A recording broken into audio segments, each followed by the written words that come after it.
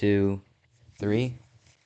Hello, everybody. My name is Jose Matos, reporting for WWNN, Worldwide News Network. Today we're here with the President Gordon of the Norfolk. Hello, Gordon. How are you doing today? I'm doing good. That is great. Anyway, today we have a few questions about you, about your nation, just trying to get things clear, and especially about our new world. So, question number one. Can you tell us about the founding principles of the Norfolk? Um, Pretty much just the same as the Vikings historically. Just like I just pretty much go village to village. Pretty lenient in terms of laws. I don't really like, especially for example, like killing animals. I wouldn't really punish people for that. But obviously, according to most societal principles, obviously, you can't do stuff such as like griefing or things like that. So basically, what's trusted by society and what's morally acceptable, but also a little bit more lenient. Okay, that sounds very interesting. I have an actual other interesting question for you. With a population of only two players, how do you manage your various functions in government? Oh no, it's three players now. Oh, it is. Can you tell us more about that? So my friend Christian is going to be joining, All right. and then Anyway, Samantha.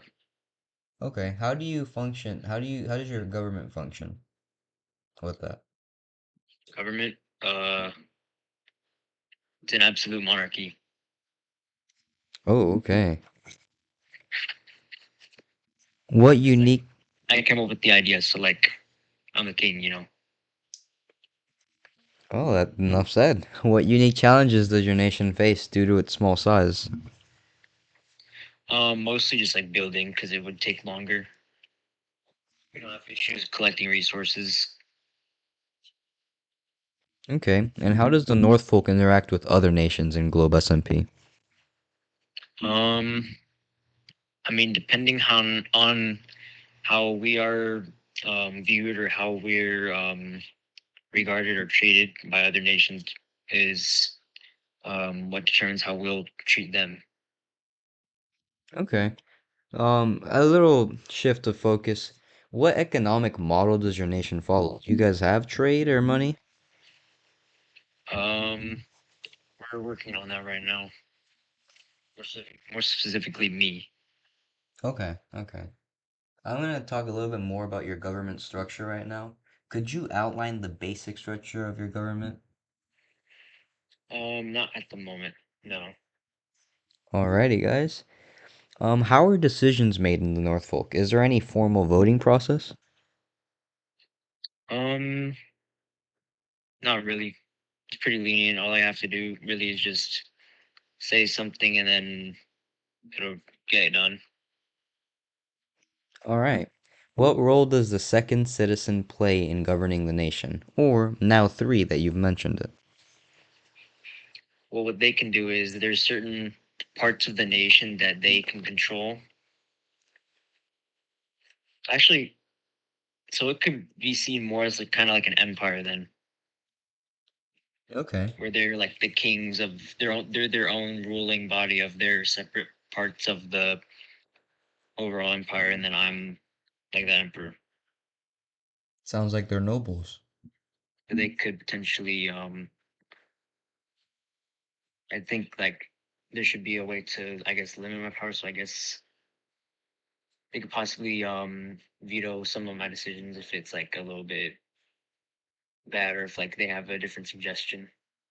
None of this is final though, right? No, this is all just like speculation of what I'm thinking I could do. Okay. Nation in its very beginnings, correct? Hmm. All right. Another interesting question right on that topic. Are there any plans to expand the population of your territory in the Norfolk? Oh, most definitely. I want to get more people in it. I want more people in the empire. Okay. And how does your nation handle diplomatic relations with larger nations in Globe SMP? Um, I think that would be. I'd have to be considerate of. the conditions and what the context behind any decisions with other nations would be. All right, let's just switch the focus here for a minute. There's a lot of current events and stuff going on the server, especially with our hard reset and everything. So I just want to get your opinion on a few things and see where you're at with everything, okay? Okay. So, first question is, what are your thoughts on the recent hard reset of Globe SMP? The recent reset. Yeah. I don't really care to be honest because I kind of got bored on the old one because I'd already gotten everything. Okay. Has the loss of add-ons affected the North Folk in any way? Um, Not in any particularly negative ways. No, the only downside is that it's like a little bit harder to travel. But I believe that the new add-ons are better because unlike the old ones, it actually makes the game challenging like it's supposed to be instead of allowing us to have everything practically handed to us. Interesting viewpoint there. Well, talking about viewpoints, actually, do you view the United Subdivisions of New San Eterno as a potential threat to you or your nation? No, Okay, that's a pretty straightforward answer right there. I don't really view any nation as a threat to mine. All right. What is your opinion on the newly elected officials in New San Eterno, specifically President Samantha Norblum, Chief Justice Jorge Rendeira, and Speaker of the House Emily Zuniga? I think they're pretty good choices.